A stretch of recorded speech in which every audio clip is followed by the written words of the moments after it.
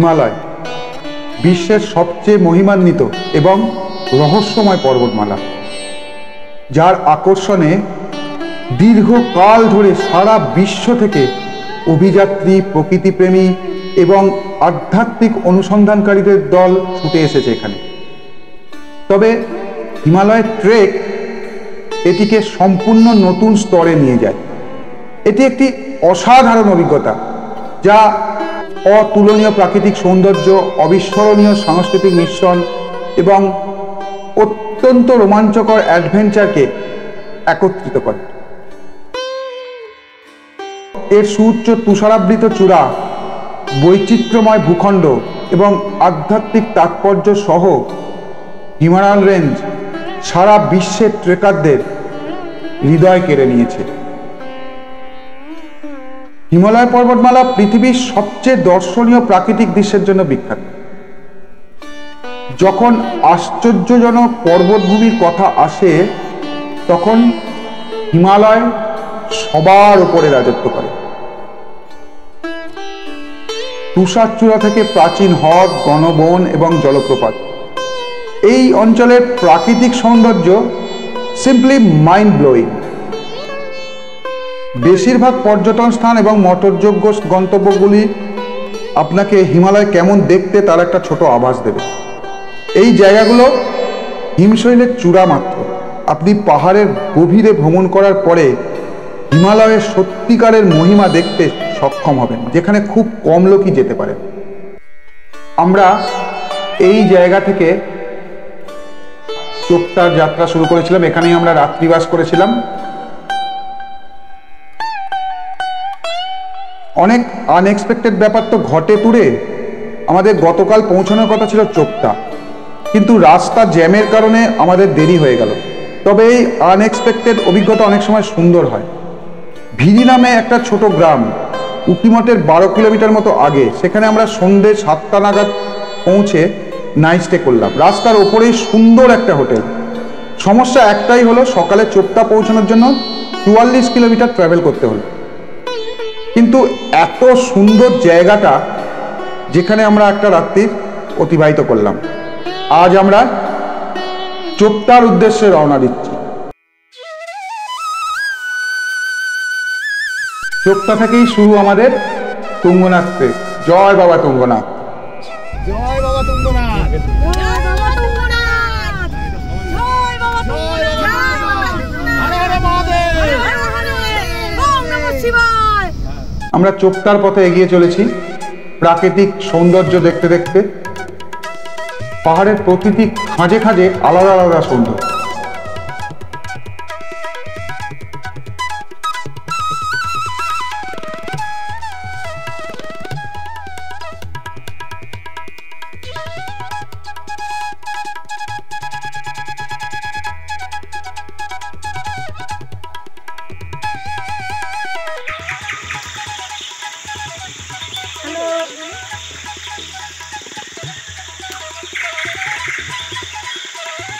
চোপতা থেকে 15-16 কিলোমিটার দূরে একটা জায়গায় একটু দাঁড়িয়েছি, একটু রিফ্রেশমেন্টের জন্য। আর চোপতা হচ্ছে 8800 ফিট। ঠান্ডা অল্প অল্প বাড়ছে। তারপর ওখান থেকে তুঙ্গনাথের উদ্দেশ্যে হাঁটা শুরু। 12,000 ফিট উপরে যাব। সবাই খুব এক্সাইটেড। 3.5-4 কিলোমিটার রাস্তা। জয় বাবা তুঙ্গনাথ, জয় বাবা তুঙ্গনাথ, জয় বাবা তুঙ্গনাথ। বেশিরভাগ পর্যটন স্থান এবং মটরযোগ্য গন্তব্যগুলি আপনাকে হিমালয় কেমন দেখতে তার একটা ছোট আভাস দেবে। এই জায়গাগুলো হিমশৈলের চূড়া মাত্র। আপনি পাহাড়ের গভীরে ভ্রমণ করার পরে হিমালয়ের সত্যিকারের মহিমা দেখতে সক্ষম হবেন, যেখানে খুব কম লোকই যেতে পারে। ট্রেকিং আপনাকে এমন জায়গায় নিয়ে যায় যেগুলি বেশিরভাগ মানুষের কাছে দুর্গম, কারণ সেই রাস্তাগুলি কোনো মোটরযানযোগ্য রাস্তা দ্বারা যুক্ত নয় বা সহজে অ্যাক্সেসেবল নয়। আমরা মোটামুটি 11:30 নাগাদ চোপতা পৌঁছলাম। এখান থেকেই আমাদের তুঙ্গনাথ ট্রেক শুরু হবে। এই হলো তুঙ্গনাথ ট্রেকের প্রবেশদ্বার। এই যে সিঁড়ি উঠে যাচ্ছে, এখান থেকেই তুঙ্গনাথ ট্রেক শুরু। We are at Tungnath gate. 8,800 feet উচ্চতায় রয়েছি, তুঙ্গনাথ যাত্রা শুরু করছি। চব এবার 12,000 ফিটের ওপরে। জয় তুঙ্গনাথ, ওং নমঃ শিবায়।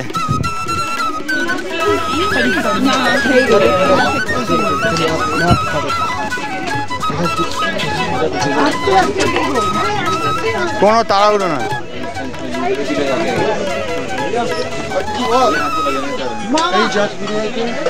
আমাদের জার্নি চোপতা এসে তুঙ্গনাথ গেট থেকে শুরু হলো। এখানে অনেকেই আছে যারা ফার্স্ট টাইম ট্রেক করছে। অবশ্যই এটা একটা খুবই হার্ড ট্রেক, মানে মডারেট টু হার্ড ট্রেকই বলবো। 9,000 ফিট উচ্চতা থেকে 12,000 ফিট, মানে 3.5-4 কিলোমিটার রাস্তার মধ্যে 3,000 ফিট কভার করা, 3,000 ফিট উচ্চতা কভার করা মোটেই সহজ কথা নয়। কিন্তু বাবা ভোলানাথের নাম নিয়ে আমরা পেরে যাব, সবাই এটাই আশা রাখি। সুস্থভাবে সবাই পৌঁছে যাব। হর হর মহাদেব, হর হর মহাদেব। এখানে বিভিন্ন রকম সাইনবোর্ড লাগানো আছে। এখানকার বন্যপ্রাণী সংরক্ষণ বা এখানকার যে ট্রেকের যে রুট, সে সমস্ত কিছু সাইনবোর্ড আছে।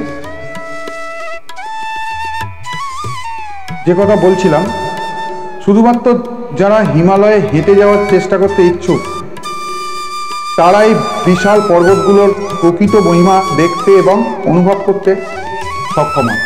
যদিও আমাদের এই তুঙ্গনাথ ট্রেক অতটা কঠিন নয়, এখানে তো রাস্তা আছে। যারা ট্রেকিং করেন এমন অনেক জায়গায় আছে যেখানে কোনো রাস্তা নেই,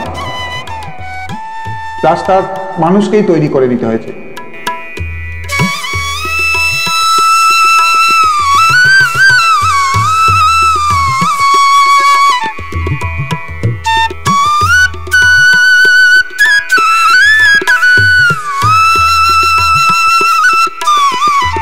হিমালয়ের ল্যান্ডস্কেপগুলি অবিশ্বাস্যভাবে বৈচিত্র্যময়। প্রাকৃতিক বৈশিষ্ট্য এবং দৃশ্যের বিস্তৃত শ্রেণীবিন্যাসের অপরূপ সৌন্দর্য দ্বারা পরিবেষ্টিত।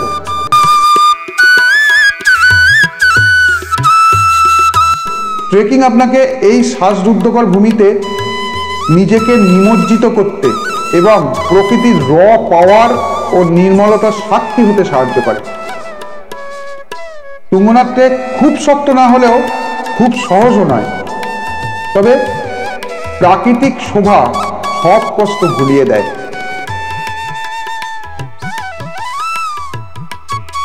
যাত্রাপথের চোপতার প্রাকৃতিক সৌন্দর্য অভূতপূর্ব। ছোট জনপদ চোপতার এক প্রান্তে রয়েছে সবুজ উপত্যকা ভূমি, যার তুলনা একমাত্র ইউরোপের সুইজারল্যান্ডের সঙ্গেই করা হয়। সবুজাবৃত চোপতার উচ্চতা সমুদ্রপৃষ্ঠ থেকে প্রায় 9,000 ফুট। চোপতা থেকে তুঙ্গনাথ মন্দিরের পথ খুব বেশি চড়াই উৎরাই। সেই ছায়া সুনিবিড় পথ দিয়ে মোটামুটি 1 কিলোমিটার যাওয়ার পর দেখা যায় সবুজ ঘন বুগিয়াল। আপনারা দেখতে পারবেন, আমার ভিডিওতে আছে। সেই বুগিয়ালেই আমরা অনেকক্ষণ সময় কাটিয়েছিলাম, যার অপরূপ শোভা সর্বদা আগত পর্যটকদের আকর্ষণ করে চলেছে।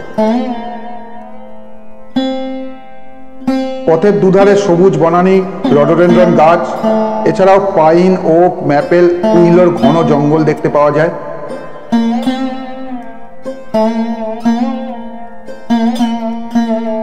যাত্রাপথ খুব বেশি চড়াই, তাই তাড়াহুড়ো না করে ধীরে ধীরে হাঁটাই ভালো।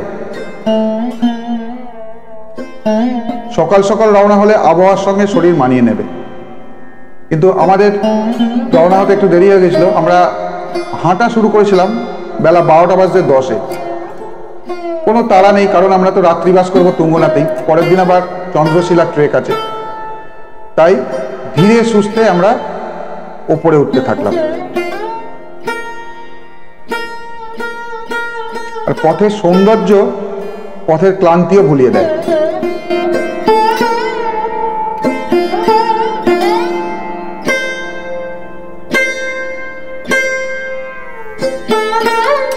আর যতবার খুশি থামুন না, প্রতিবারই তো পথের বাঁকে নতুন ল্যান্ডস্কেপ।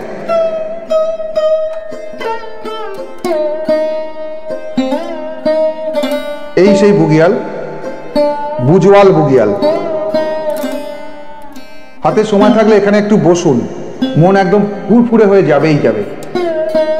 এই বুগিয়ালের পাশ দিয়ে আঁকা বাঁকা রাস্তা ধরে পর্যটকরা তুঙ্গনাথ দর্শনের জন্য এগিয়ে চলে। তুঙ্গনাথ শব্দের অর্থ হলো শৃঙ্গকুলের দেবতা। পঞ্চকেদার অর্থাৎ কেদারনাথ, মদমহেশ্বর, তুঙ্গনাথ, কল্পেশ্বর এবং রুদ্রনাথ। এর মধ্যে তৃতীয় কেদার তুঙ্গনাথ উত্তরাখণ্ড রাজ্যের রুদ্রপ্রয়াগ জেলায় অবস্থিত। এটি বিশ্বের সর্বোচ্চ শিব মন্দির হিসেবে বিখ্যাত, অবশ্যই মানুষের সৃষ্টি করা, যার উচ্চতা প্রায় 12,073 ফুট। মন্দাকিনী এবং অলকানন্দা নদীর উপত্যকার উপর অবস্থিত এই তুঙ্গনাথ।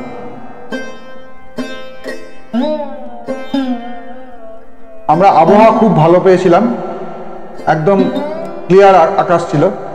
সাধারণত পাহাড়ের আবহাওয়া বোঝা খুব মুশকিল, এই রৌদ্রুর এই মেঘ। পরবর্তীতে আমরা মেঘও পেয়েছিলাম। আমরা যদি 12টার মধ্যে পৌঁছে যেতাম তাহলে দুরকম আবহাওয়া উপভোগ করতে পারতাম না। এই দিনটা ছিল আমাদের হর হর মহাদেব বলে তুঙ্গনাথ যাত্রার দিন। একটা কিরম শিহরণ হচ্ছিল, মানুষের তৈরি সবচেয়ে উঁচু মন্দির পৃথিবীর, সেখানে যাচ্ছে ভাবলেই একটা কেমন যেন উত্তেজনা হয়।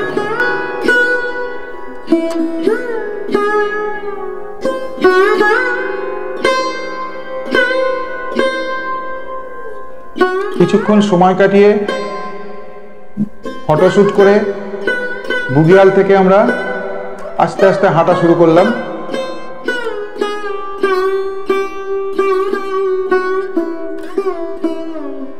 বুগিয়ালের রাস্তা ধরেই হাঁটা শুরু করলাম, গিয়ে মেন রাস্তায় আমরা উঠলাম।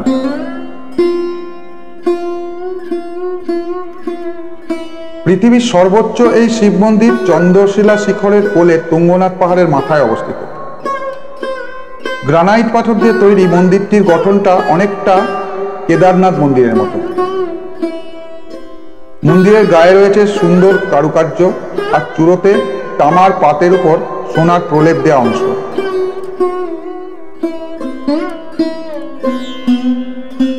মন্দিরের সামনে বাঁধানো অংশের এক পাশে আছেন পঞ্চ ঈশ্বরী মাতা, ভগবান বিষ্ণু, গৌরীশঙ্কর ও ভৈরবনাথ। গর্ভমন্দিরের ভিতর রয়েছে লিঙ্গ মূর্তি এবং মূর্তির পিছনে আছে আদিগুরু শঙ্করাচার্যের তৈলচিত্র।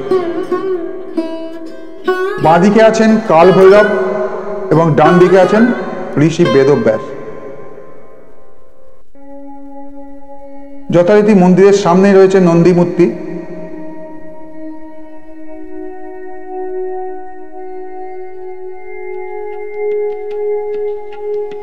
কেদারনাথের মন্দিরের রাওয়াল ব্রাহ্মণরা পুজো করলেও শঙ্করাচার্যের সময়কাল থেকে এখানে দক্ষিণ ভারতীয় লিঙ্গায়েত ব্রাহ্মণরা পুজো করে থাকেন।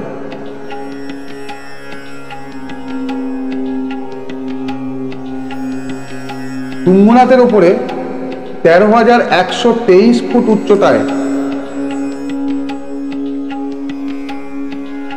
চন্দ্রশিলা অবস্থিত, যেখান থেকে হিমালয়ের 360 ডিগ্রি কোণে চারপাশে চৌখাম্বা, নন্দাদেবী, নন্দঘুন্টি, পালকি, কামেট, নীলকণ্ঠ, সুদর্শন, মেরু সুমেরু, শিবলিঙ্গ ইত্যাদি আরো কত নাম না জানা সিংহ দেখা যায়। তুষার ধবল সিংহ দেখা যায়। আজকে রাতটা তুঙ্গনাথে অতিবাহিত করে কালকে ভোরবেলা মানে রাত থাকতে 4:30টার সময় আমরা যাত্রা করব এই টার্গেট আছে।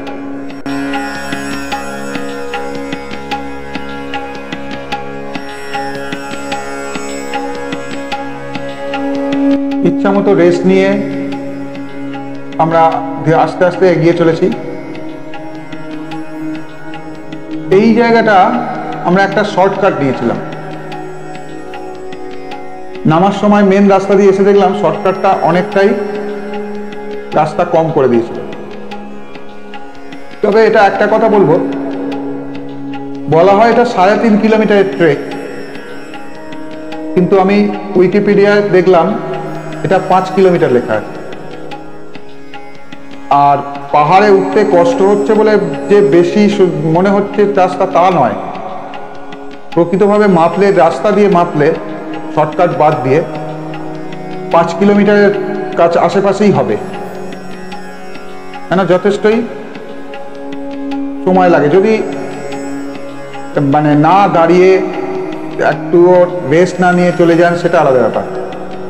পর্যাপ্ত পরিমাণে রেস্ট নিয়ে ছবি, ভিডিও ইত্যাদি তুলে যদি এগিয়ে চলেন তাহলে কিন্তু সময় লাগে।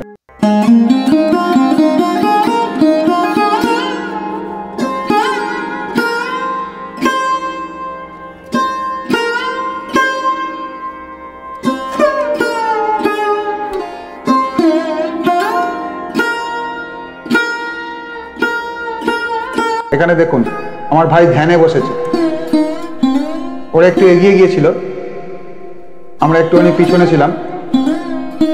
ওদের সঙ্গে যখন সাক্ষাৎ হলো দেখলাম ধ্যানে বসে।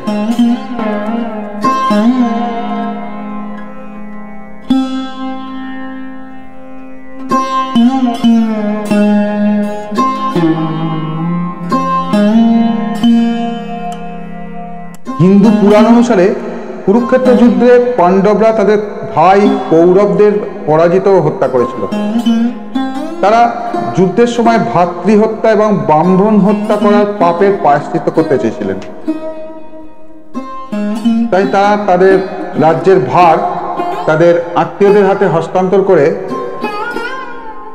বেরিয়ে পড়েছিলেন মহাদেবের সন্ধানে, অর্থাৎ শিবের সন্ধানে। শিবের পূজা করে তার আশীর্বাদ পেয়ে তাদের এই পাপস্খলন করার জন্য তারা বেরিয়ে পড়েন। প্রথমে তারা বারাণসী মানে কাশীতে গিয়েছিলেন। কাশী একটা পবিত্র নগরী, যেটা প্রাচীনকাল থেকে বিশ্বাস করা হয় এবং এটা শিবের প্রিয় শহর বলেও বিশ্বাস করা হয়। কাশী বিশ্বনাথ মন্দিরের জন্যই কাশী বিখ্যাত। কিন্তু শিব তাদের এড়িয়ে যেতে চেয়েছিলেন, কারণ তিনি কুরুক্ষেত্রের যুদ্ধে মৃত্যু এবং অসততার জন্য গভীরভাবে ক্রোধান্বিত ছিলেন। তাই পাণ্ডবদের প্রার্থনার প্রতি সংবেদনশীল ছিলেন না। তাই তিনি ষাঁড়ের রূপ ধারণ করে গাড়োয়াল অঞ্চলে লুকিয়েছিলেন।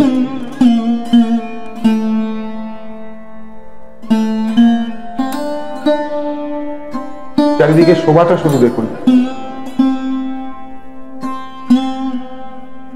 আস্তে আস্তে মেঘে ঢেকে যাচ্ছে। পার্বত্য অঞ্চলের আবহাওয়ার এটাই বৈশিষ্ট্য, কখনো মেঘ কখনো রোদ্দুর।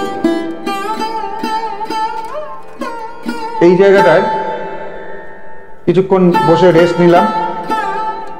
অনেকেই চা খেলেন, একটা চায়ের দোকান আছে এখান থেকে, নাকি বলছে আর 1.5 কিলোমিটার, কিন্তু আমাদের মোটেই 1.5 কিলোমিটার লাগেনি। এই জায়গায় লেখা আছে দেখুন,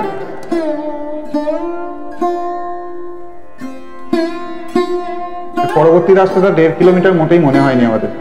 সেটা পরিশ্রমের জন্য হতে পারে আর অনভিজ্ঞ ট্রেকারদের জন্য হতে পারে। তবে যতই ক্লান্তি হোক, পারিপার্শ্বিক সৌন্দর্য আপনাকে আপনার ক্লান্তি ভুলিয়ে দেবেই।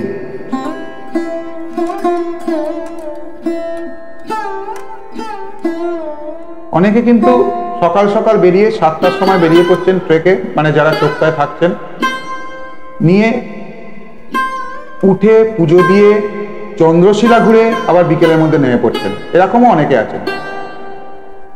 আমাদের তাড়া ছিল না, তাই ধীরে ধীরে আরো উঠেছিলাম।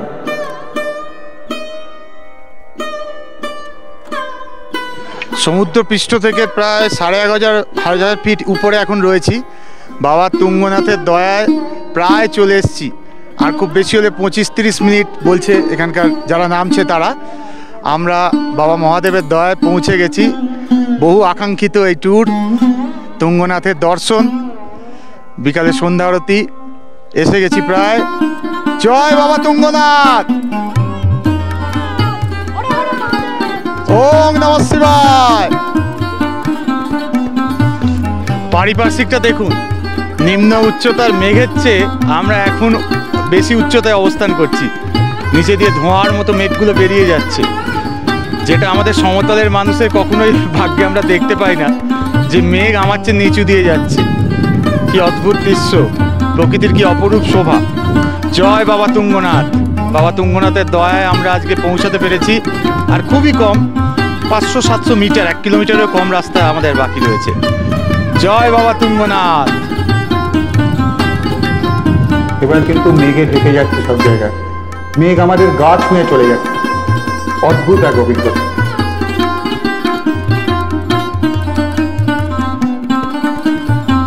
কি অদ্ভুত সুন্দর হিমালয়ান একটা চিল। আমরা যদি এদের মতো হতে পারতাম, আহা। আমরা তো ওখানে পৌঁছতে পারছি না, দূর থেকে দেখছি। এরা সেই মেঘের মধ্যে গিয়ে মেঘকে দেখতে পাচ্ছে। এরাই সৌভাগ্যবান, প্রকৃতির মধ্যে বসবাস করছে।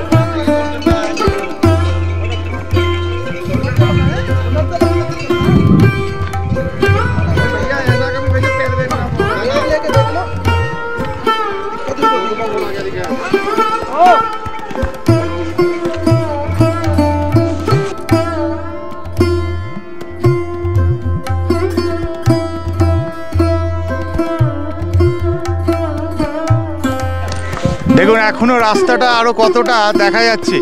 ওই ওপরটায় পৌঁছলে যারা নামছে তাদের থেকে শুনলাম বাবা তুঙ্গনাথ মন্দিরের প্রথম দর্শন হয়। সেই সৌভাগ্য লাভের জন্য আমরা এখন এই ওপরের দিকে হাঁটবো। আর খুবই অল্প রাস্তা বাকি আছে, 25-30 মিনিট বলছে। ওখান থেকে মন্দিরের প্রথম দর্শন পাবো।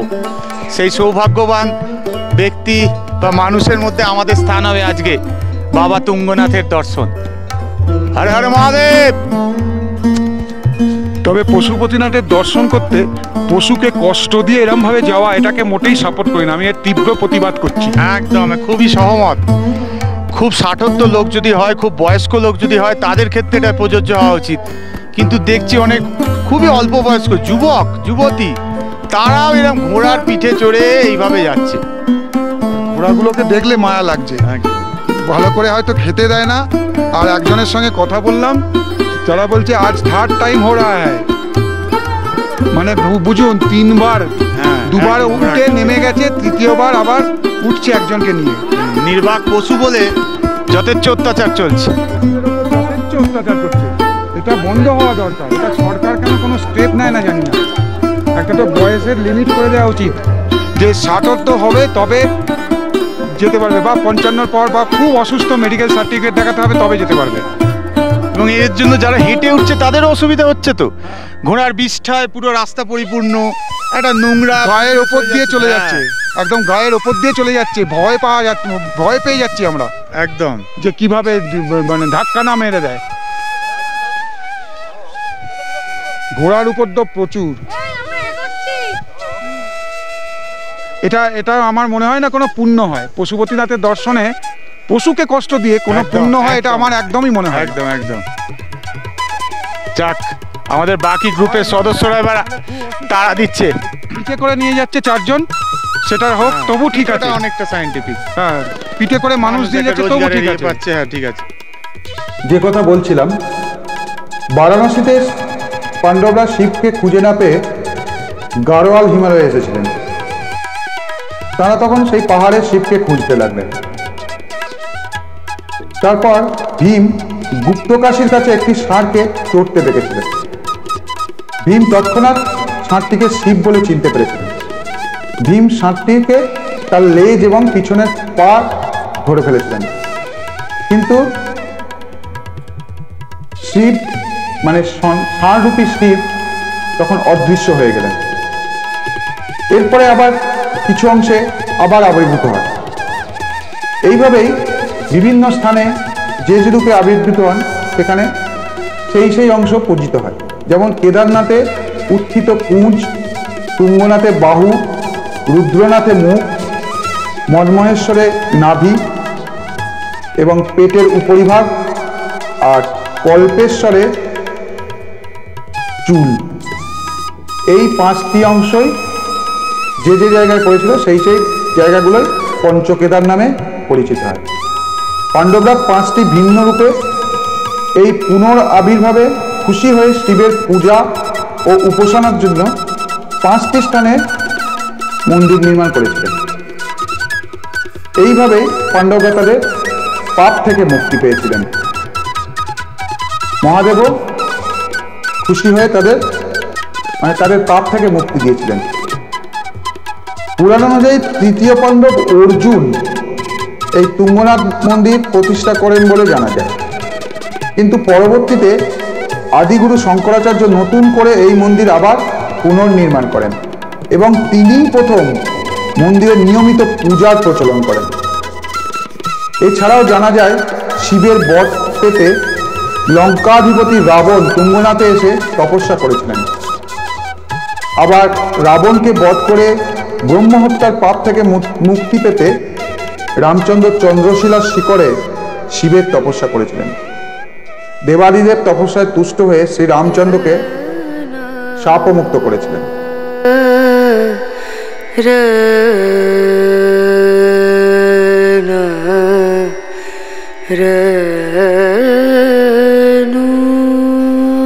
এই শেষ অংশটা বেশ খাড়াই, এনার্জিটা অনেকটা লস হয়ে যায়। তারপর এই খাড়াই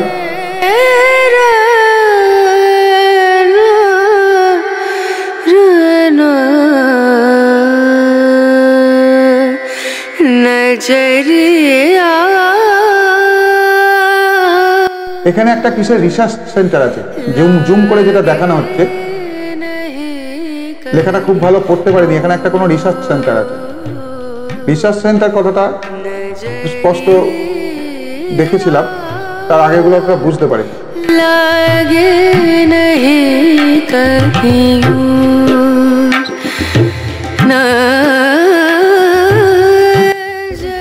এখন আমরা পুরো মেঘের মধ্যে দিয়ে হাঁটছি, চারদিক থেকে মেঘ এসে পুরো ঢেকে দিয়েছে।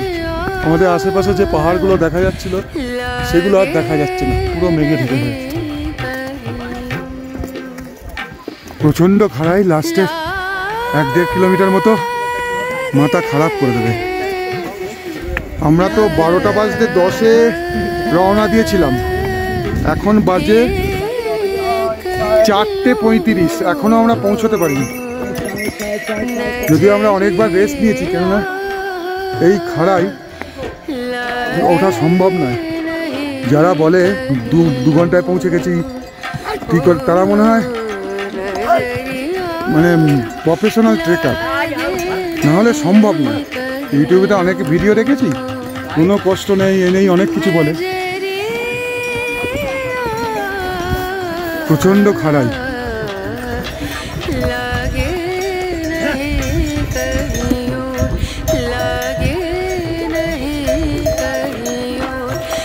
আর সবচাইতে অসুবিধা হলো এই ঘোড়া, ইয়ং মানুষ সব ঘোড়ায় চড়ে যাচ্ছে।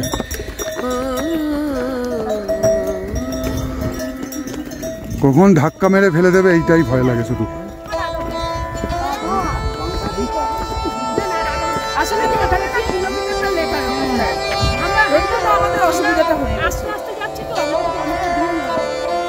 এনারা দর্শন করে নামছেন আর আমাদের বোঝাচ্ছেন কতটা বাকি, কিরকম কষ্ট হয়েছিল, কষ্ট কিভাবে লাঘব হয়েছে বাবার নাম করে। এনারা সকালে উঠেছেন, এখন নেমে যাচ্ছে।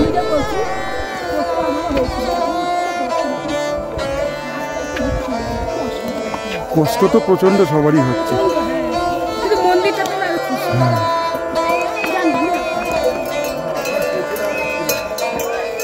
মেঘগুলো আবার আস্তে আস্তে সরে যাচ্ছে।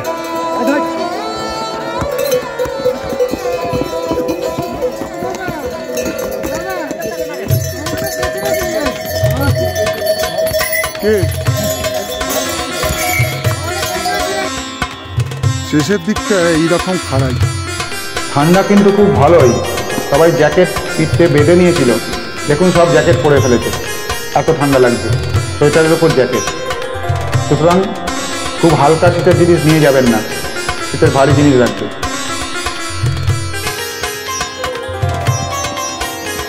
মেঘগুলো সরে গেছিল, আবার মেঘ এসে ঢেকে দিচ্ছে।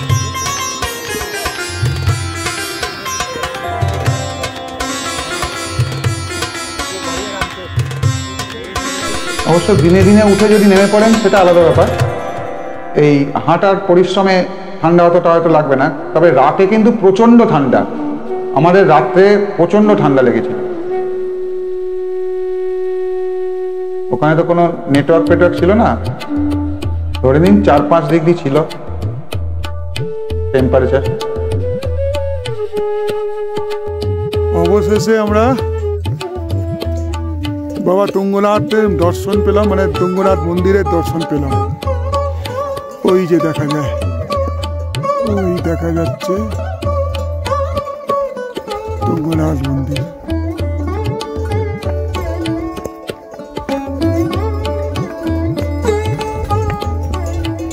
পাঁচটা বাজছে, 12টা বাজতে 10-এ রওনা দিয়ে মানে যাত্রা শুরু করে চোপটা থেকে। 5টা বাজছে, এখানে পৌঁছচ্ছি। পথে আমাদের উঠতে কষ্ট হয়েছে, তার চাইতে বেশি কষ্ট হয়েছিল এই অবলা পশুগুলোকে দেখে, কিরমভাবে এদের খাটায়। আর সব ইয়ং লোকগুলো, মেয়েগুলো এতে করে এই ঘোড়ায় করে উঠছে। এখানে ওদের এখন ছেড়ে দিয়েছে, এখন একটু ঘাস খাচ্ছে, একটু স্বস্তি পেয়েছে এরা। ভগবানকে দর্শন করা এত আরামে ওঠা, তাহলে এসো না তুমি, হয় কষ্ট করে ওঠো, নাহলে এসো না। এটা পশুকে কষ্ট দেওয়া, পশুপতির কোনো কৃপাই পাওয়া যায় না পশুকে কষ্ট দিয়ে।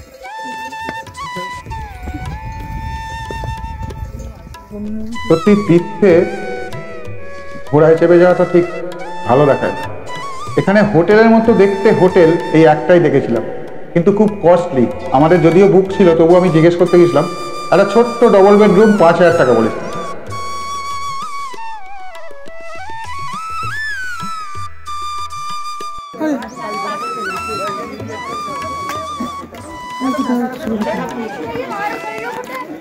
এই এতক্ষণে একটা স্নো পিকের দেখা পেলাম,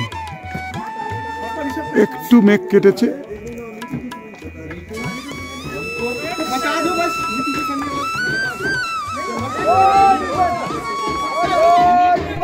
আর বাকি হোটেলগুলো সব এই যে দুপাশে দোকান দেখতে পাচ্ছেন, এরই মধ্যে একটা ঘর রয়েছে, হয়তো সেখানে হয়তো 3টে বেড পাতা রয়েছে, এরকম সব হোটেল।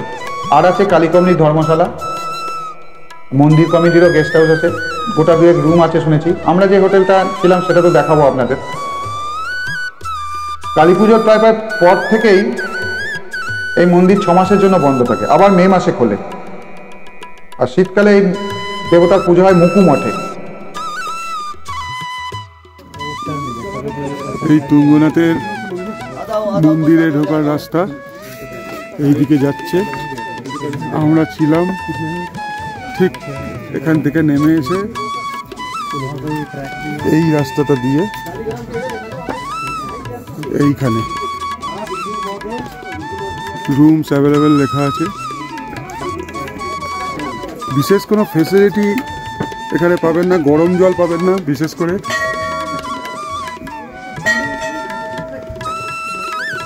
তবে এখানে খাওয়া দাওয়ার ব্যবস্থা আছে। এখানেই ক্যান্টিন মতো আছে একটা, এখানেই রান্না হচ্ছে, খাবার দাওয়া দিচ্ছে। মোটামুটি খারাপ নয়। রাত্রিবেলা খিচুড়ি করে দিয়েছিল, ভালোই খিচুড়ি। হ্যাঁ, ये देखिए किचन, এটা কিচেন আছে। হ্যাঁ, এই কিচেনে রান্না হচ্ছে, যা রান্না করতে বলছি মোটামুটি ভাবে করে দিচ্ছে। ইলেকট্রিসিটির প্রবলেম, এখানে তো ইলেকট্রিসিটি নেই। ইলেকট্রিসিটির প্রবলেম তো এখানে আছে, তাই এখানে সব সোলারে চলে, তাই জন্য লাইট সবসময় থাকছে না। সন্ধ্যের দিকে লাইট ছিল, রাত্রে লাইট চার্জ চলে যাচ্ছে, রাত্রে অফ করে দিচ্ছে। এই ঘর এটায় আমরা 6 জন ছিলাম।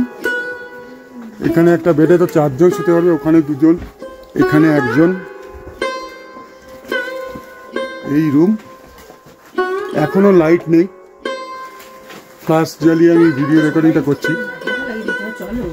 আর এদিকে একটা ছোট্ট বারান্দা আছে, বাথরুম এদিকে একটা ইন্ডিয়ান স্টাইল, আর ওইদিকে একটা আছে, কোমর আছে।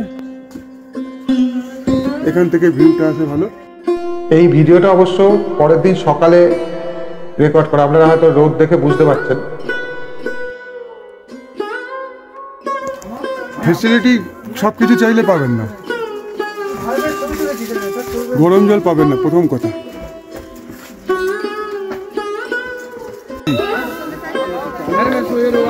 সন্ধ্যা আরতি হলো।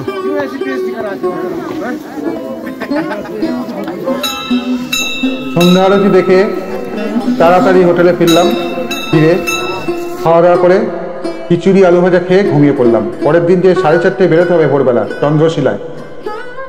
ভালো থাকবেন সবাই, নমস্কার।